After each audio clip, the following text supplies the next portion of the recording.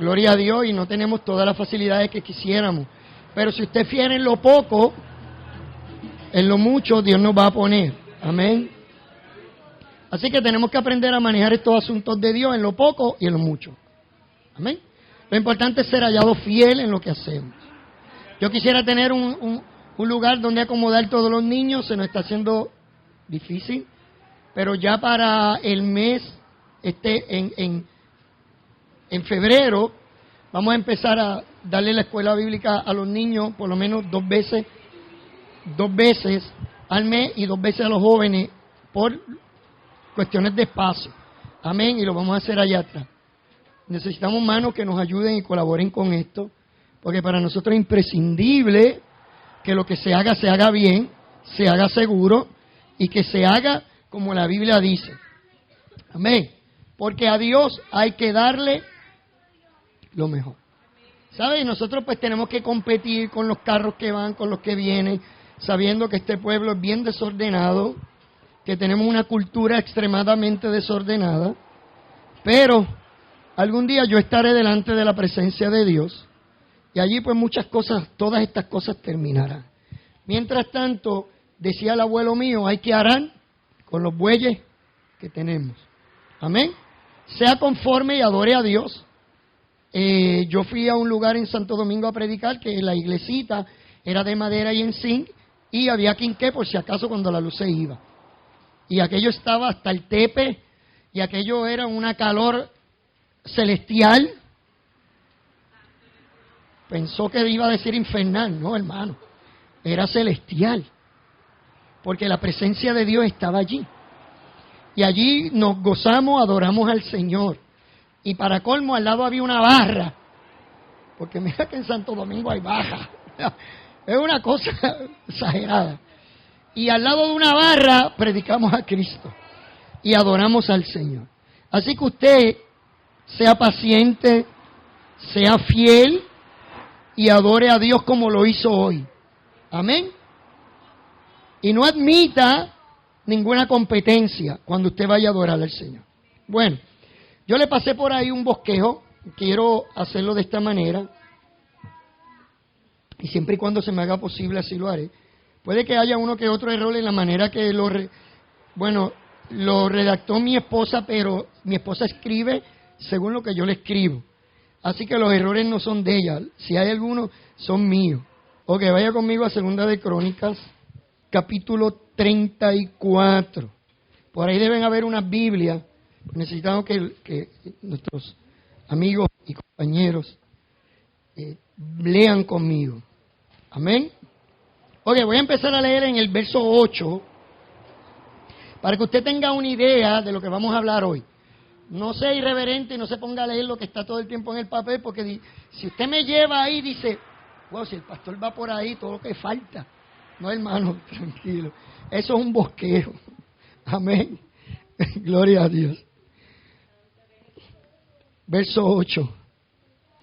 A los 18 años de su reinado, después de haber limpiado la tierra y la casa, envió a Safán, hijo de Salía, a Amasías, gobernador de la ciudad, y a Joá, hijo de Joaca, canciller, para que reparasen la casa de Jehová su Dios. Vinieron estos hombres al sumo sacerdote Hilcías y dieron el dinero que había sido traído a la casa de Jehová, que los levitas que guardaban la puerta habían recogido de mano de Manasés y de Efraín y de todo el remanente de Israel, de toda Judá y Benjamín y de los habitantes de Jerusalén.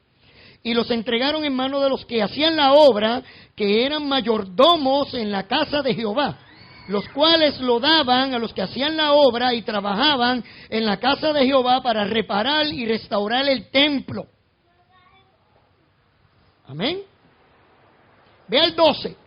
Y estos hombres procedían con fidelidad en la obra, y eran sus mayordomos Yahat y Abdías, levitas de los hijos de Merari, y Zacarías y Mesulam de los hijos de Coat, para que activasen la obra, y de los levitas todos los entendidos en instrumentos de música. También velaban sobre los cargadores y eran mayordomos de los que se ocupaban en cualquier clase de obra, y de los levitas había escribas, gobernadores y porteros. Y al sacar el dinero que había sido traído a la casa de Jehová, el sacerdote Hilcías, esta es la palabra clave. Esto es el tema. Y al sacar el dinero, no el dinero, hermano, que había sido traído a la casa de Jehová, el sacerdote Hilcías halló el libro de la ley de Moisés, o de la ley de Jehová, dada por medio de Moisés. Y dando cuenta, Hilcías dijo al escriba Safán: yo he hallado el libro de la ley en la casa de Jehová. Y dio Hilcías el libro a Safán. Y Safán lo llevó al rey y le contó el asunto, diciendo: tus siervos han cumplido todo lo que les fue encomendado. Han reunido el dinero que se halló en la casa de Jehová y lo han entregado en manos de los encargados y en manos de los que hacen la obra. Además de esto, declaró el escriba Safán al rey diciendo: el sacerdote Hilcías me dio un libro. Y leyó Safán en él delante del rey. Luego que el rey oyó las palabras de la ley, rasgó sus vestidos y mandó a Hilcías y a Hicán, hijo de Safán, y a Abdón, hijo de Micaía, y a Safán, escriba, y a Asaías, siervo del rey, diciendo: andad, consultad a Jehová por mí y por el remanente de Israel y de Judá acerca de las palabras del libro que se ha hallado, porque grande es la ira de Jehová que ha caído sobre nosotros, por cuanto nuestros padres no guardaron la palabra de Jehová para hacer conforme a todo lo que está escrito en este libro. Puede sentarse, incline su rostro y oremos a Dios. Padre, yo te doy gracias en esta mañana por tu amor y misericordia. Yo te doy gracias por cada uno de los hermanos que están aquí. Te pido de favor, Señor, que la palabra que me diste la tomes de mis labios y la lleve a los corazones, las escriba en los corazones y que haga, Señor, el efecto por el cual ha sido ya enviada, que pueda producir frutos a 100 por 1, que tu palabra redarguya, que tu palabra reprenda, que tu palabra nos exhorte y que tu palabra nos bendiga. Que nuestro corazón hoy esté dispuesto a ser, a aprender y a conocer lo que tú tienes para nosotros. Te lo pido en el nombre de Cristo tu Hijo y te doy gracias.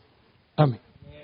Bien, para que usted tenga una idea, ahí en la Biblia tenga una idea, pero yo le pregunto a usted, ¿será posible que una institución religiosa cristiana, no importa el nombre, será posible que los líderes espirituales de una iglesia, de una congregación, será posible que los músicos de una iglesia, de una congregación, de una religión, será posible que los que están llamados a buscar a Dios tengan vidas completamente vacías respecto a lo que enseñan, a lo que predican, a lo que toman, a lo que tocan o a lo que cantan?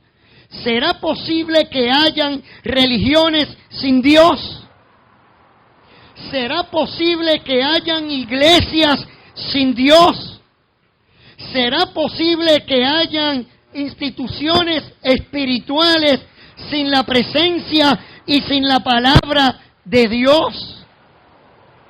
¿Será posible que hayan generaciones de jóvenes, de adultos, que llenan las iglesias y estén vacías de Dios? ¿Será posible eso? ¿Será posible que en nuestro siglo XXI haya muchas iglesias que no tengan el poder, la gracia del Espíritu Santo? ¿Será posible eso? ¿Será posible que esta generación haya recaído en lo que han caído muchas generaciones que nos antecedieron, que fueron iglesias, que fueron religiones vacías sin la presencia de Dios? Yo le estoy preguntando, ¿será posible eso? En la Biblia se encuentra la historia de un joven rey llamado Josías. Él vivió unos 640 años antes de Cristo. Comenzó a reinar muy joven, apenas tenía 8 años. Me parece que Josías tenía, existía en él la necesidad de buscar, la necesidad de encontrar. Pero es increíble saber que a pesar de que era el rey, a pesar de que había religión en la nación que él dirigía, pero en su generación se había perdido la palabra de Dios. Y no lo estoy diciendo de una manera figurativa, lo estoy diciendo de una manera literal. La palabra de Dios en el tiempo de Josías se había perdido. Literalmente se había perdido la palabra de Dios. Parece raro, parece extraño, pero se les había extraviado la Biblia. ¿Sabe cuántas iglesias, cuántas religiones hay sin la palabra de Dios? Alguien podría decir, es el concepto mundano, cultural, que dicen todas las religiones te llevan a Dios. Yo he escuchado cristianos repetir eso. Todos los caminos conducen a Roma sí, pero a la presencia de Dios no. Jesús dijo, yo soy el camino, la verdad y la vida, y nadie va al Padre si no es por mí. O sea que Cristo es el camino, eso se lo estoy adelantando. Pastor, eso yo lo sé. Bueno, puedo tener mis dudas hoy. Hay muchas religiones, muchas iglesias, muchos cristianos, andan como cristianos, viven, parecen, tienen porte, cargan Biblia, cantan, pero hay falta del conocimiento de Dios en ellos. Y si nosotros analizamos cuál era el escándalo, la realidad que era para haberse escandalizado toda una nación. No estamos hablando que lo que se había perdido eran unas gafas. No estamos hablando que lo que se había perdido era un llavero. No estamos hablando de una cartera que se había perdido. Estamos hablando que el creador del universo se había comunicado a la humanidad a través del profeta Moisés y le había dado leyes. Había revelado en su palabra cómo era Él. Él quería lo que Él quería del ser humano. Él le había dado sus leyes. Le había dicho a su pueblo lo que significaba el que fueran su pueblo y cómo ellos deberían vivir. Todo esto había sido escrito puntualmente en el libro de la ley. ¿Sabe? Jesucristo dijo, el cielo y la tierra pasará, pero mi palabra no pasará. Por más que usted pretenda y quisiera obviar muchas cosas de la palabra de Dios, usted no puede ignorar eso. No lo puede ignorar, hermano. Amén. La cuestión es que ese rollo de la ley que debería haber tenido o debería tener un valor incalculable, lo habían guardado en el santo templo de Dios. ¿Cómo es posible que una cosa como esa haya sucedido? Nadie sabe cómo sucedió. Tal vez algún sacerdote descuidadamente se cayó el rollo de la ley. Pero eso no es todo, ese no es el problema. Tal vez lo había dejado caer y se quedó en una esquina, en un rincón oscuro y nadie lo vio. Pero lo triste de esto es que nadie lo había notado. ¿Usted está entendiendo, hermano? Nadie lo había notado. Nadie lo estaba buscando.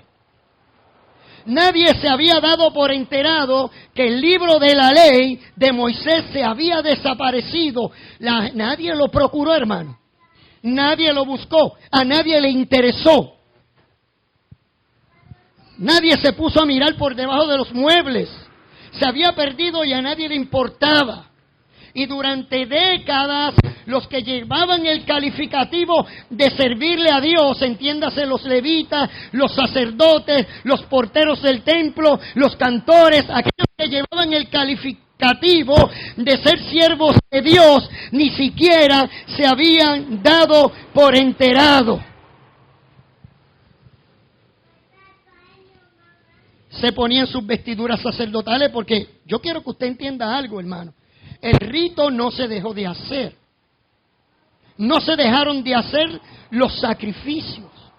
Aparentemente todo se conducía con normalidad. Estaban los sacerdotes con sus vestiduras, cumplían con los ritos tradicionales en su hermoso templo. Sus mensajes eran tan sabios y tan profundos y tan inspiradores. ¿Sabe? Hay un dicho que dice que la historia se repite. Qué triste cuando un pueblo no sabe de la historia, porque el que no conoce su historia va a volver a repetir los males de la sociedad o de la historia. ¿Usted se imagina una iglesia sin Dios? ¿Usted se imagina una iglesia sin los principios de las Escrituras? ¿Usted se imagina que sí había muchas luces, muchos ritos, como hoy en día en tantas iglesias? Mucho traje de 100 me los pongo yo, porque no es más barato. Predicadores con trajes de $1,000. Con iglesias, con unos templos, hermanos, de millones de dólares, pero vacíos de la presencia de Dios, careciendo de la verdad de la palabra de Dios. Y aún así ellos continúan dándole esa imagen falsa a aquellos oyentes de lo que es Dios, cuando en realidad no está sucediendo eso. Y allí estaban ellos con sus mensajes. Pero lo único que hablaban eran de sus propias opiniones. Eran ritos vacíos.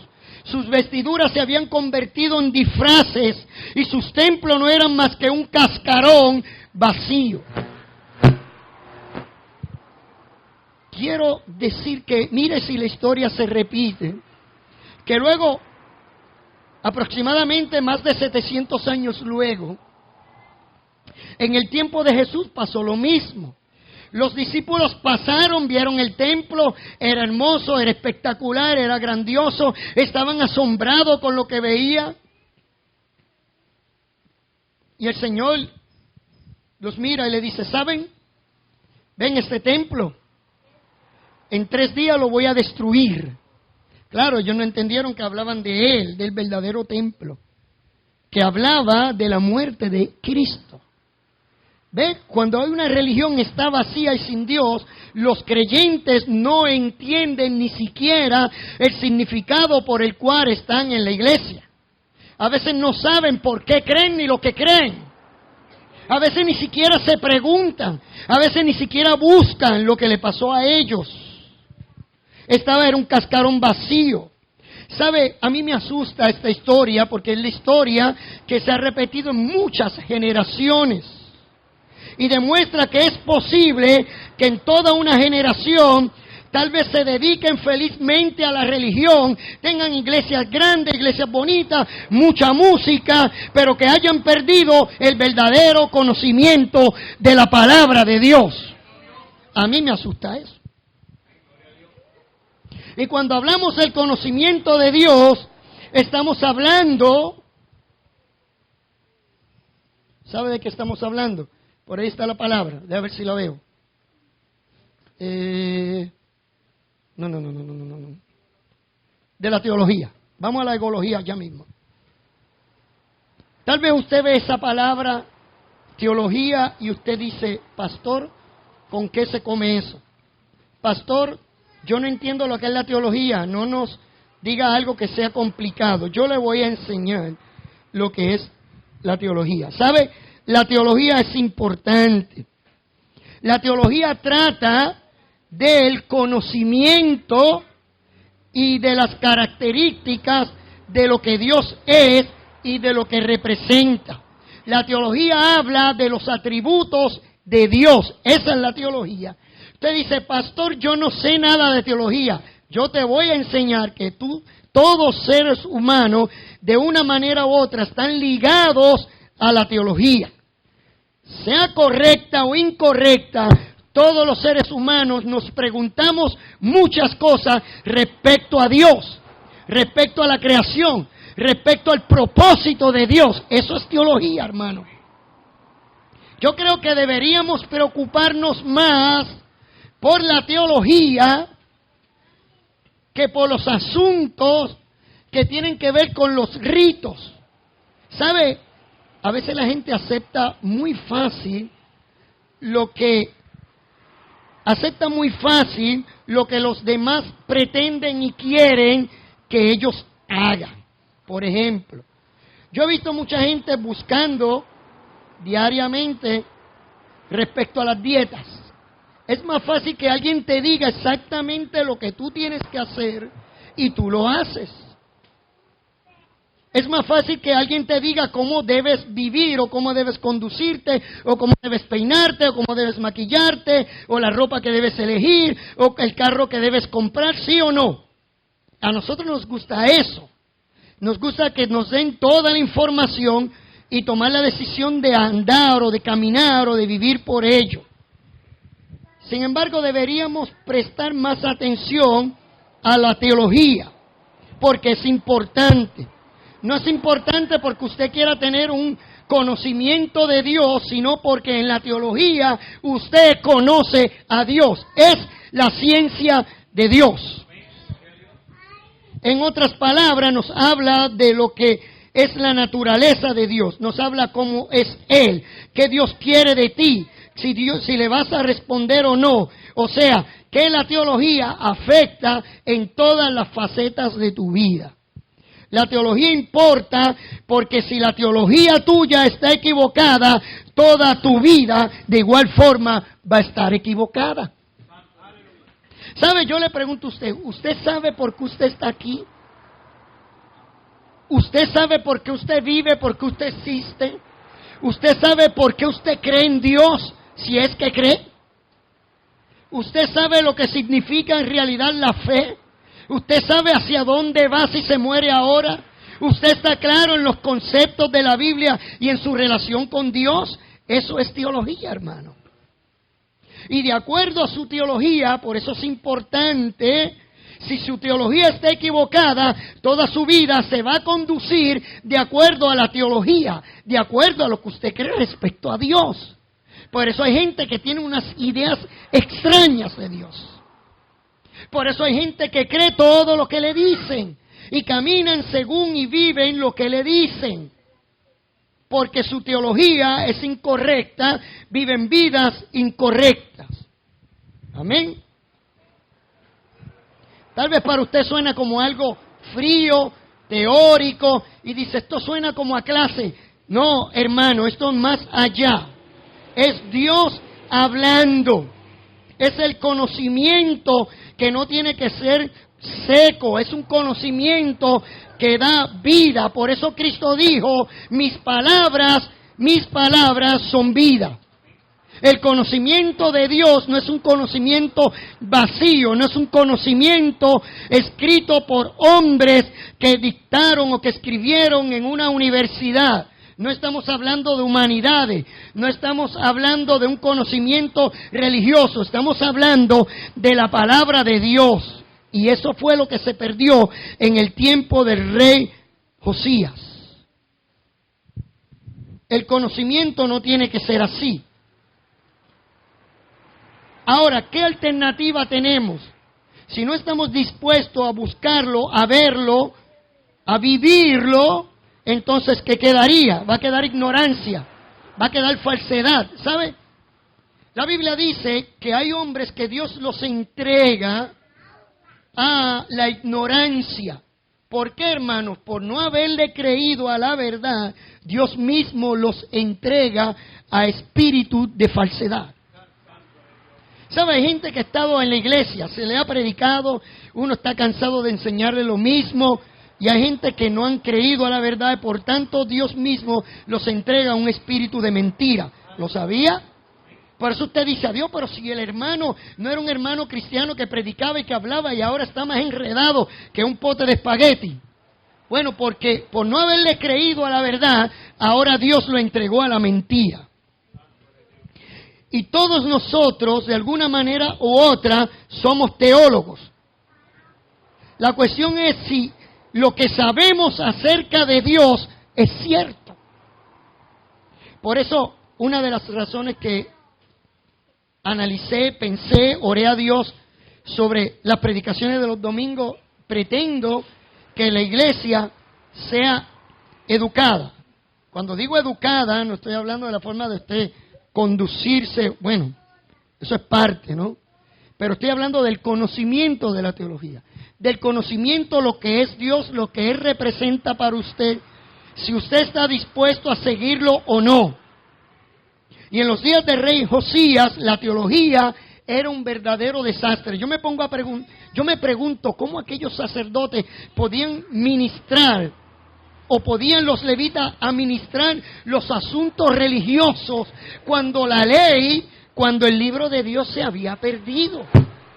Yo me cuestiono y me pregunto cómo hay iglesias que son vistosas, que tienen luces, cámara, acción, de todo, se han convertido en centros de bellas artes. Y yo digo, ¿cómo es posible que un pastor, un siervo llamado, que ha recibido un llamado de parte de Dios a hacer lo correcto en cuanto a la teología se refiere, no a los ritos religiosos ni a la egología? Eso es una palabra compuesta, ¿ok? Eso no va a aparecer en el diccionario, por favor. Es una palabra compuesta. Es cuando uno predica lo que uno cree. Cuando uno predica lo que uno siente. Cuando uno predica lo que es conveniente para mí como predicador y para la gente. ¿Sabe? De esos hay muchos. En el tiempo del apóstol Pablo lo había. El apóstol Pablo escribió y dijo, hay quienes predican a Cristo por envidia. ¿Lo sabía? Y él decía, sin embargo, yo sigo predicando la cruz de Cristo. Y allí la teología era un verdadero desastre. No era extraño. La gente había perdido la palabra de Dios. Había olvidado con rapidez cómo era el Dios verdadero. ¿Sabe? Mira tal grado cómo era el asunto. El rey Josías era contemporáneo a Jeremías. Y usted dice, pastor, pero si estamos hablando de dos libros completamente distantes. Yo quiero que usted sepa, hermano, que el hecho de que un libro esté distante a otro no significa que muchos de estos hombres fueron contemporáneos. Josías vivió en el tiempo de Jeremías. Jeremías vivió bajo el reinado de Josías. O sea, el profeta conocía al rey. Y mire lo que sucede. La gente le da a Jeremías el apodo del profeta llorón. ¿Usted lo sabe? Sí, Jeremías se conocía como el profeta llorón. Bueno, pero el apodo le iba muy bien. Pero en aquellos tiempos había muchas razones por las cuales llorar. Yo creo que en el siglo XXI hay muchas razones por las cuales los hombres de Dios debemos todavía estar llorando. No era para menos. Mire lo que dice la Biblia en Jeremías capítulo 5, versos 30 y 31. Voy por aquí. Todo era un verdadero desastre. Ya los hermanos están cayendo ahí y dicen, qué bueno, ya el pastor va por la mitad. Gracias a Dios que no escribí la conclusión, no escribí ni la introducción ni la conclusión. Pero no se asuste, ya la introducción se la di. Ahora bien, mire lo que escribe Jeremías. Está hablando del mismo tiempo, hermano. Jeremías no era un profeta aparte. Jeremías está hablando del tiempo de Josías. Mire lo que él dice. Los profetas profetizaron mentira y los sacerdotes dirigían por mano de quién? Por mano de ellos. Y mi pueblo así lo quiso. A medida que el pueblo fue aprendiendo, porque el pueblo aprende según lo que escucha. Por eso es que la teología de muchos cristianos está chueca. La teología de muchos cristianos está vacía. ¿Por qué? Porque así los han enseñado. Y aquí dice Jeremías que el pueblo así lo quiso. Los sacerdotes le enseñaban mentiras. Los profetas profetizaban mentiras. ¿Sabe? Le voy a dar una idea más clara de lo que pasó en el tiempo de Josías. Josías trató de hacer una reforma, o iba a hacer una reforma. Leímos inicialmente que se estaba recogiendo el dinero, se estaba entregando a aquellos que tenían que ver con la casa de Dios. Parecía que todo estaba en orden. Ellos tenían el deseo de hacerlo. Ellos tenían el deseo de hacer una reforma en la casa de Dios. Pero no puede haber reforma sin la palabra de Dios. En tu vida no puede haber un cambio y una reforma fuera de la palabra de Dios. En tu casa no puede haber una reforma fuera de la palabra de Dios. En la iglesia no puede haber una verdadera reforma sin la palabra de Dios. Y así ellos lo pretendieron. Y todo estaba lindo y el sacerdote se veía bien. Tenía las vestiduras sacerdotales, los que cantaban, cantaban. Pero era un cascarón vacío. Y el profeta sigue diciendo, porque el pueblo aprendió a amar sus mentiras con respecto a Dios. Y cuando tú aceptas las mentiras o tu teología es una teología vacía, de igual manera tus pensamientos van a ser igual, van a ser vacíos. Habían perdido la capacidad para reconocer la voz de Dios. Y ahora el profeta dice, ¿a quién hablaré y amonestaré para que oigan? Pregunta a Dios. He aquí que sus oídos son incircuncisos. Estoy en Jeremías capítulo 6, verso 10. Búsquelo, tenga un bolígrafo, vamos a hacer como los americanos. ¿Te has visto una iglesia americana?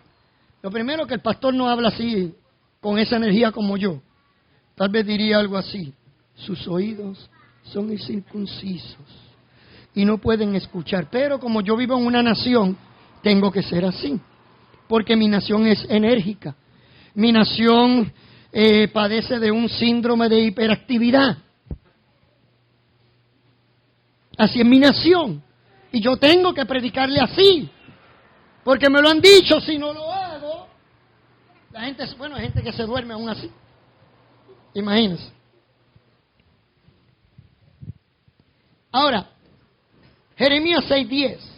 Sus oídos son incircuncisos y no pueden escuchar.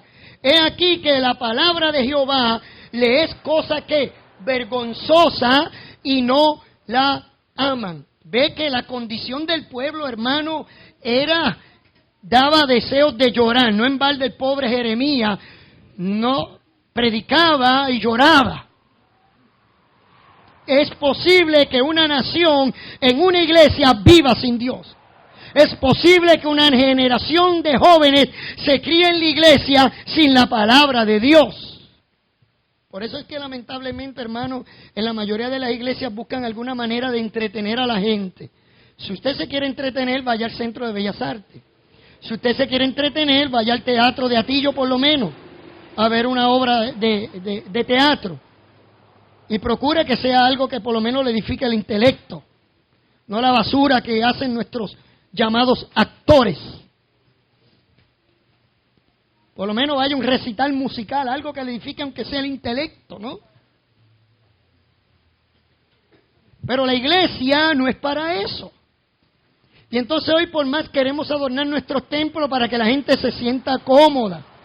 Pero eso no es el evangelio de Jesucristo. Esa no es la teología. Amén. Sí, uno la puede pasar bien, pero no se trata de eso. El pueblo había olvidado a Dios, había perdido el gusto por la palabra de Dios, había olvidado lo que Dios había hecho por ellos, lo que había ordenado, e inclusive ignoraba lo que Dios se proponía hacer con ellos. ¿Sabe? La gente ignoraba que había juicio de Dios sobre ellos. Por eso es que Josías, cuando le leen lo que dice la Biblia o la palabra de Dios, él rasgó sus vestidos. Él dijo, estamos llamados. Y los llamados a decirle al pueblo la verdad, seguían con sus vestiduras hermosas, adornado, y cantaban alabanza, pero estaban vacíos de Dios porque la palabra de Jehová se había perdido. Hay mucha gente que la palabra de Dios se le perdió hace tiempo. Por eso su teología es tan superficial. Por eso su relación con Dios está basada nada más el día que viene a la iglesia. Esa es su teología, hermano. Y viven por ella y caminan por ella. Es una teología barata, una teología sin fundamento, y es una teología completamente aparte de lo que la palabra de Dios enseña. Amén.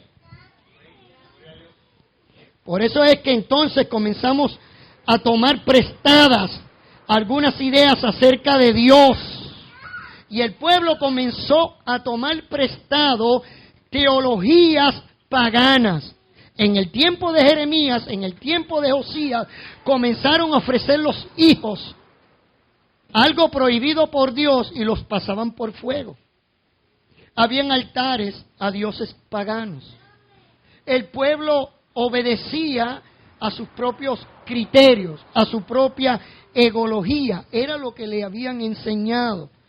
Todos los niveles de la sociedad, desde el matrimonio, desde el aspecto del sistema legal, la religión, la política, todo era corrupto. E inclusive la adoración de Dios se había reemplazado por adorar a los ídolos. Y todo aparentemente estaba normal. Y la gente iba al templo y ofrecía su sacrificio, pero su conducta espiritual iba de acuerdo a la teología del momento. Lamentablemente, yo a veces me da tristeza ver tanta generación de jóvenes que están siendo criados en una teología superflua. Permítame el idioma, el español. No diga, el pastor es un guillú. No, hermano, esa es mi forma de hablar. No la voy a cambiar. Traiga de vez en cuando entonces un diccionario, pero lo digo porque a veces nosotros queremos cambiar para complacer a la gente. Yo lo que quiero... yo soy así, hermano. Yo leo y se me pegan esas cosas. Amén. Pero también puedo hablar cosas de callejón, si usted las entiende mejor. Pero como aquí hay estudiantes universitarios, aquí hay mucha gente, bueno, yo creo que aquí todos somos inteligentes, ¿no? Y esa teología barata, para que usted la pueda entender, esa teología de 5 centavos existía en el tiempo de Josías. Pero la parte más sorprendente de la historia de Josías es que en medio de esa distorsión, en medio de esa corrupción, él decidió buscar y obedecer a Dios, aunque el sistema era corrupto. Y esos son los creyentes que Dios busca. Gente que esté dispuesta a volver a la teología sencilla. Yo no le estoy hablando de algo que usted no puede entender. Le estamos hablando del conocimiento de Dios, de las características, de los aspectos de Dios, lo que Dios quiere para su vida todos los días, para lo que Dios quiere, cómo usted viva, cómo usted se comporta, cómo debe ser su fe, cómo debe ser su relación con el Creador, sin que haya cosas que se interpongan. Y lo hizo siendo joven. Probablemente se cree que tendría algunos 18 años cuando Josías tuvo la determinación de acercarse a Dios. Él no solamente escuchó las palabras que habían en el libro, sino que él decidió tomar una carta sobre el asunto. Se fue a la esquina de la columna del templo, rasgó sus vestidos, llamó al pueblo, llamó a los sacerdotes, llamó a los levitas, todo el pueblo se reunió, le leyó la palabra de Dios, y llegó a un acuerdo con el pueblo, porque primero había llegado a un acuerdo con Dios. Eso se llama pacto. Él llegó a un pacto con Dios y hizo una determinación de hacer un pacto él, su familia y el pueblo también. En otras palabras, puso todas las cosas en orden. Amén.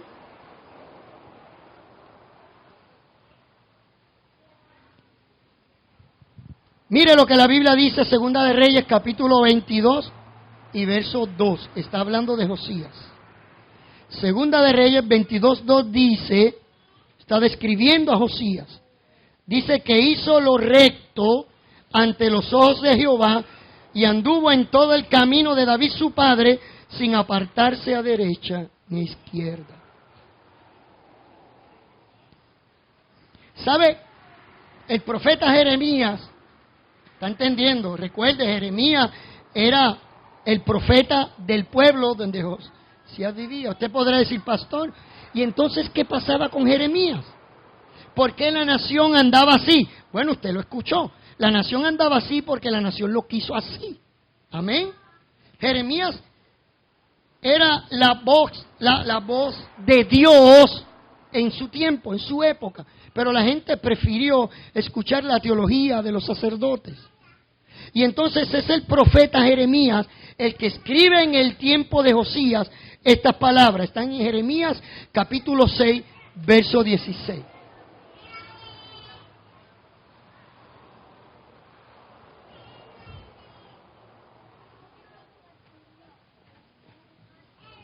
No sé por qué está Jeremías 22. Búsquelo con calma. Jeremías 6:16. Si usted yo lo lee me dice, pastor, eso no está ahí, a mí no me va a molestar. Gloria a Dios.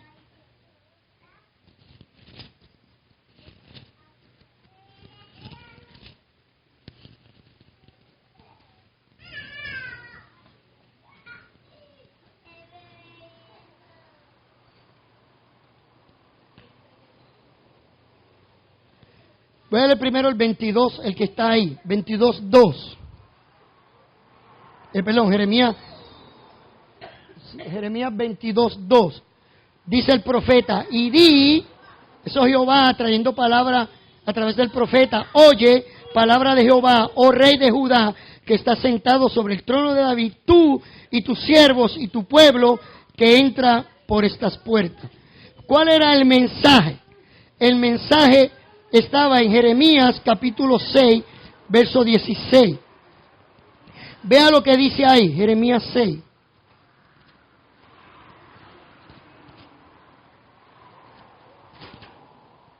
En el verso 6:16 dice, así dijo Jehová, paraos en los caminos, número 1, detente en el camino.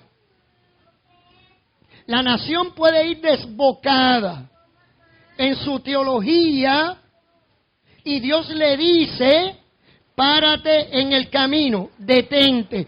Y yo te pregunto y te digo hoy primero, detente iglesia. Detente tú que llevas 5, 10, 15 o 2 meses en el Evangelio. Detente.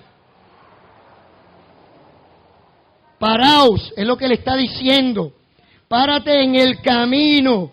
Y segunda cosa que le dice es que ¿qué? Que mire. Párate y mira. ¿Sabe? En la psicología le llaman mirar retrospectivamente. Mira para atrás y mira en tu interior. Párate en el camino, haz un alto. Piensa sobre tu teología. Piensa sobre lo que crees de Dios. Piensa sobre tu relación con Dios. Piénsalo, hermano, te voy a dar el tiempo, medítalo. ¿Es tu teología tan ligera? Porque de acuerdo a tu teología será tu manera de vivir. Por eso yo decía a Javier hace poco, le dije, Javier, escríbelo. A mí a veces me sale una frase, pero después no puedo repetirla. Y la traté de escribir y, en fin, le dije, la mayoría de lo que cantan, yo quiero que usted entienda, iglesia, a veces la iglesia, la iglesia no lee la palabra de Dios y se conforma con escuchar alabanza. Escuche usted que se pasa escuchando alabanza, pero no lee la Biblia. Ay, se me zafó. La teología de la mayoría de nuestros himnos no está basada en la palabra de Dios. Por eso a mí me encantan los himnos que se cantan aquí, porque van dirigidos a darle la gloria y la honra al Señor. Pero los cánticos, haya cantándolo quien lo cante y tenga el nombre que tenga y sea famoso o no sea famoso, la teología bíblica no es lo que la gente necesariamente canta. Así que hay muchos cristianos que su teología es lo que escuchan de los que cantan. Y yo le decía a Javier, tú ves proyectado en las canciones lo que es su teología. Si su teología es meramente de prosperidad y de tener chavos y de ganar carro y de declarar cosas, es así su vida, hermano. La Biblia es algo más que declarar cosas. La Biblia son una vivencia directamente con Dios. Es la revelación de Dios a tu mente, a tu corazón. Por eso Dios le dijo al profeta, ya un día no voy a escribir la palabra en piedra, la voy a escribir en sus corazones. Cuando la palabra de Dios está escrita en tu corazón, entonces tu teología comienza a cobrar significado. Y el Señor le dice, párate en el camino y mira. Y yo te digo, párate hoy en el camino. Mira cuál es tu teología. Mira cuáles son tus creencias. ¿Son creencias de la gente? ¿O son vivencias llenas del Espíritu Santo basado en la palabra de Dios? Una vez que te detengas, una vez que mire, entonces comienza a preguntar por la senda antigua, cuál sea el buen camino, y comienza a andar por él. ¿Cuál es el resultado de todo esto?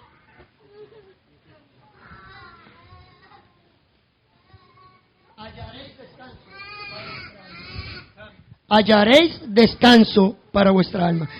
¿Sabe lo que eso significa teológicamente? Hay cristianos que no tienen paz en su alma. No tienen paz en su alma, no tienen descanso en su alma. Y ellos tratan y buscan y practican cosas.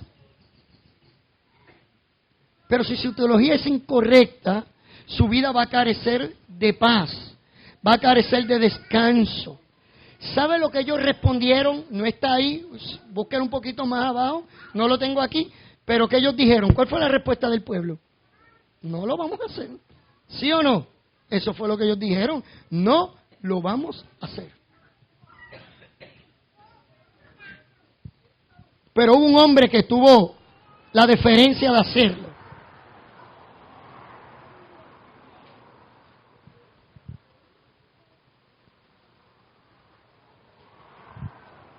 Ahora usted me va a preguntar, pastor, ¿qué son las sendas antiguas? Tengo que explicárselo, ¿no? Las sendas antiguas, cuando el profeta Jeremías usó esta frase en el Antiguo Testamento, él está describiendo la obediencia a la ley de Dios. Esa es la senda antigua, la obediencia a la ley de Dios.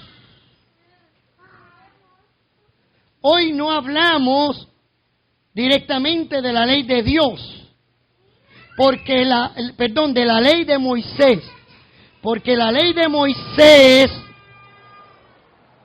¿usted sabe lo que Cristo hizo con la ley de Moisés? Lo que los hombres nunca pudieron entender, Cristo lo hizo entender. Por eso Cristo decía, yo soy el camino, yo soy la verdad y yo soy la vida. Por eso Él decía, vosotros habéis leído que la ley dice esto, pero yo digo esto. El verdadero significado de la ley ahora es la vida de Cristo. Ya no solo tenemos una verdad en la cual confiar. Amén. Escuche bien y lo voy a repetir con calma. Ya no solo tenemos una verdad que obedecer, sino ahora también tenemos una persona en quien confiar. En una persona que cumplió perfectamente la ley de Moisés. Y estamos hablando de aquel que murió en nuestro lugar en una cruz. Tal como lo hizo con Josías, Jeremías y las generaciones siguientes, Dios nos llama a las sendas antiguas.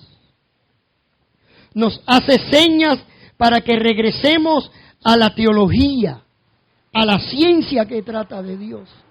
No a la egología, que es lo que yo creo, es mis ideas, mis conceptos. ¿Cuánta gente he escuchado a través de los años que dicen, yo no necesito eso, si a final de cuentas solo escribió un hombre? Yo tengo mi religión, yo tengo mi vida, yo sé lo que tengo que hacer. Esa es su egología, no es la teología, no es lo que dice Dios. Y nos llama a Dios, como Jeremías llamó a su pueblo, a consagrarnos de nuevo a la ortodoxia. Y usted dice, pastor, ahora sí que tengo un problema. ¿Sabe lo que es la ortodoxia? La ortodoxia tiene que ver con la verdad de Dios, con lo que yo creo. Usted se ha preguntado, ¿lo que a mí se me ha predicado es verdad? Eso es la ortodoxia. La ortodoxia habla de la verdad, de la veracidad de la palabra, de la veracidad de lo que escuchamos, de la veracidad de lo que se nos enseña. Eso significa opinión correcta. Eso es ortodoxia, la opinión correcta. Por eso usted habla con gente a veces en la iglesia y no saben. Ni siquiera sus pensamientos están ordenados de acuerdo a la palabra de Dios. Por eso a veces omiten o cuando alguien le pregunta sobre Dios no saben ni siquiera qué contestarle. ¿Por qué? Porque no tienen la opinión correcta de lo que es la fe cristiana, de lo que son los pensamientos correctos respecto a Dios. ¿Usted está claro en eso, hermano? ¿Cuál es su conocimiento de Dios? ¿Lo que usted cree de Dios es correcto? No estoy hablando de la egología, estoy hablando de la teología. ¿Su fe es la correcta? Sus creencias, sus conceptos, ¿están basados de acuerdo a la Biblia o están basados de acuerdo a la cultura o son sencillamente rituales?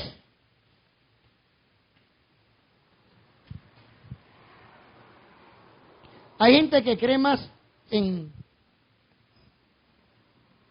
por ahí lo escribí.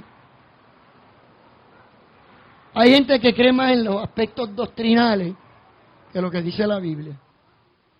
Y están en religiones donde le dicen, no, tú tienes que vestir así, tú tienes que vivir así, tú tienes que caminar así, tú no te juntes con aquello, tú no camines con aquello. Y la gente lo sigue al pie de la letra, porque es más fácil que a ti te dictaminen todo lo que tú tengas que hacer, te lo den y tú lo hagas. Sus conceptos están basados en eso, no en la palabra de Dios. Y cada nueva generación de cristianos, escúcheme desde el más joven hasta el más adulto, debería preguntarse, ¿qué fue lo que usted escogió? ¿Qué es lo que usted entiende cuando usted decidió ser cristiano? No es lo que usted le impongan, hermano. No es lo que usted crea que es lo correcto. Es lo que la palabra de Dios dice, aunque a mí no me guste, aunque vaya en contra de mis principios carnales o egocéntricos de querer hacer lo que yo quiera. Así que la teología no es tan aburrida como parece. Amén. Así que, ¿qué usted tiene que hacer? Párese en el camino. Pregunte, mire, pregunte. ¿Sabe? Depende de lo que usted crea, así usted se conduce. Por eso la Biblia dice que de la abundancia del corazón habla la boca. Por eso hay muchos cristianos que lo que hablan no es teología, es egología. Y usted es muy fácil reconocerlo. Porque de lo que hay en el corazón habla la boca. Si no hay frutos en ellos, ellos no pueden dar frutos. ¿Sabe? La Biblia menciona que el cristiano es como un árbol. Amén. La Biblia dice en uno de los salmos que es como un árbol que está plantado junto a corrientes de agua. ¿Con qué propósito? De alimentarse bien, de comenzar a echar raíces, de comenzar a fortalecerse en Dios, en lo que cree, en sus principios, en su fe, y nadie lo va a mover de ahí. Se lo vuelvo a repetir, el cristiano es como un árbol que está sembrado junto a aguas de junto a corrientes de agua. ¿Sabe lo que dice la Biblia? Que su hoja no cae. Lo dice. Está firme.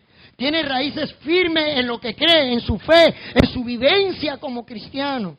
No lo mueve cualquier viento de doctrina. Hay gente que escucha cualquier disparatero y dice, eso lo dice la Biblia. No, hermano, porque no se dan a la tarea de buscar, de vivir. Son cristianos que viven sin la palabra de Dios. No sé cómo lo hacen, hermano. Yo sé que el resultado final no va a ser el que está... Bueno, sí, va a ser el que está escrito aquí. Si tu teología es mala, tu vida va a ser mala.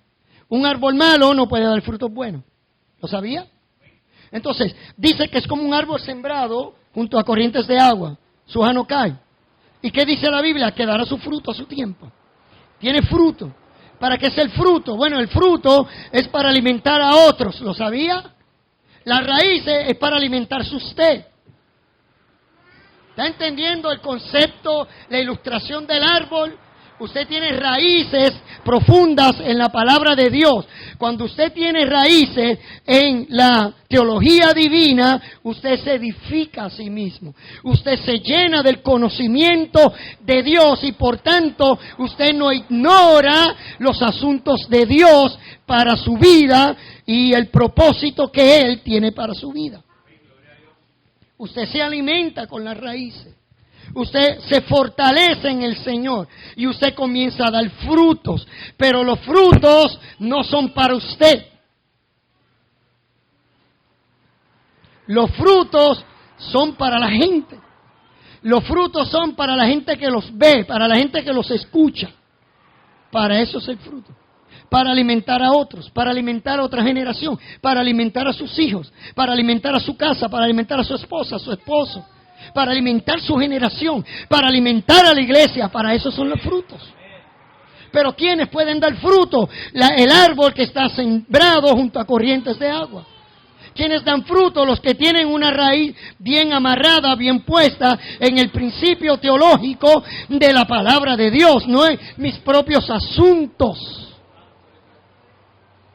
Y entonces una vez fortalecido, yo voy a empezar a bendecir a otros. Aquí hay un problema en esta ilustración de los frutos y del árbol, y concluyo con esto. Es que cuando nosotros intentamos de tomar prestado, a veces somos árboles, nos convertimos en árboles inútiles, en árboles secos. Dice, pastor, esa palabra es dura. Dura era la sentencia que Dios había pronunciado sobre el pueblo, sobre la nación de Judá e Israel, y el pueblo estaba adormecido. Nadie lo sabía porque la ley se había perdido, nadie lo había procurado.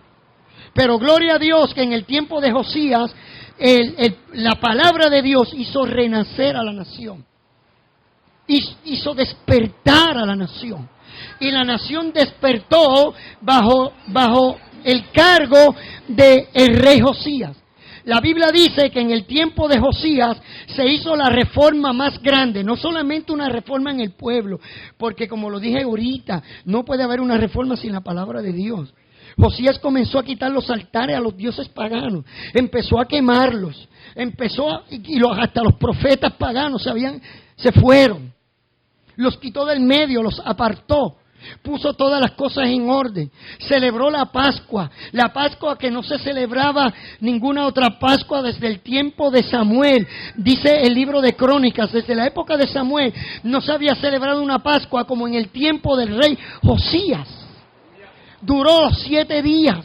La nación estaba satisfecha con haberse vuelto a Jehová. Habían conocido lo que Dios había prescrito para ellos. Y hubo temor en sus corazones. Se humillaron delante de la presencia de Dios. Y en el tiempo de Josías, hermano, fue un rey que obedeció a Dios en todo lo que hizo. Dios prosperó su camino. Dios bendijo la nación del tiempo de Josías. Aunque como quiera el juicio le llegó, hermano. Pero en el tiempo de Josías no fue. Aquel hombre hizo una completa reformación de lo que es el templo, de lo que es el lugar que a cada uno nos corresponde. Quiera Dios que en este día usted haga una reforma en su vida, haga una reforma espiritual, haga una reforma en sus pensamientos, haga una reforma en sus decisiones, haga una reforma en su fe, pero hágala basada en la palabra de Dios. No la siga basando en su propio conocimiento y concepto. Se va a caer. Recuerda lo que Cristo dijo: una casa fundada sobre la arena no puede permanecer. Usted está llamado a hacer un fundamento sobre la piedra. Y el que hace el fundamento sobre la piedra, sobre un fundamento sólido, podrá venir el agua, podrá venir el río, podrá venir la necesidad, la angustia, el temor, y usted va a permanecer firme porque su fundamento, su teología es firme. Está basada en la palabra de Dios. Y nada le va a robar el sueño. Usted dirá: pastor, ¿así de fácil? Sí, así de fácil.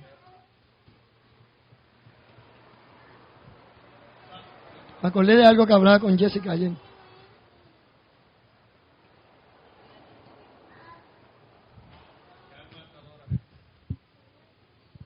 Nada le va a robar el sueño. Nada le va a robar el sueño. Porque usted tiene sus raíces bien puestas, ancladas en la fe. ¿Se acuerda que había un himno que decía: es Cristo mi roca, el ancla de mi fe? ¿Se acuerda? Los males, lamentos y ayes de temor terminan por siempre con mi supremo Rey. Es Jesucristo mi refugio. Si su teología es correcta, su vida es correcta.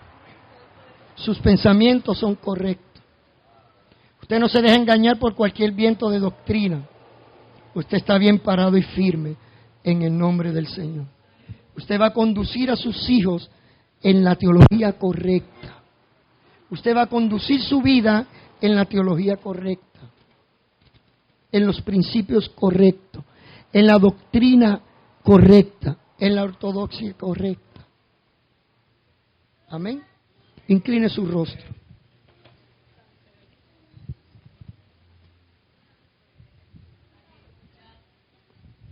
Yo no sé qué acción usted va a tomar.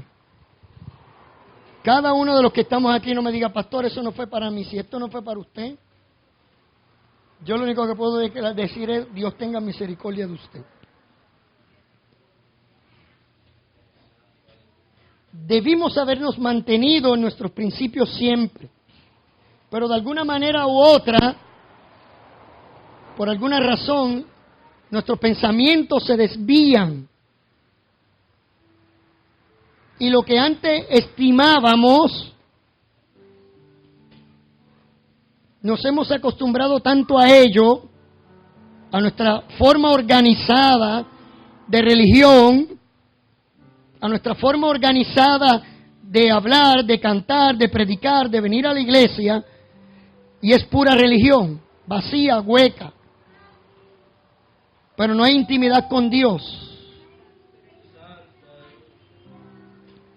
Ya no sabes siquiera lo que es estar convencido por el Espíritu Santo. Ahora sencillamente te dejas llevar por tus sentimientos, por tus pensamientos. Pero la palabra de Dios es útil para enseñar, para corregir, para redarguir. Es una espada de doble filo. Es el espejo, es la que te lee y sabe cuál y cómo está tu vida hoy, tu corazón. Y te dice, párate en el camino, mira y pregunta por la senda antigua. Comienza a caminar por el camino y vas a hallar descanso para tu alma. Se trata de estar en paz con Dios. Se trata de estar alineado con el pensamiento de Dios. Se trata de sentirse en paz con Dios. Ahora Él te dice, venid a mí, todos los que están cansados, trabajados, que yo os haré descansar. En el mundo no vas a encontrar lo que buscas. La teología del mundo es falsa. La idea y el concepto de Dios es falso. Tienes que pararte y preguntar por la palabra de Dios. Dile al Señor, ¿dónde está, Señor? Yo necesito una reforma en mi vida. Yo necesito una reforma espiritual en mi corazón. Yo necesito una reforma no religiosa, una reforma espiritual en mi vida, en mi casa, en mis hijos, en la iglesia. Me paro en el camino y pregunto, Señor, ¿cuál es la senda antigua? El conocimiento de tu palabra.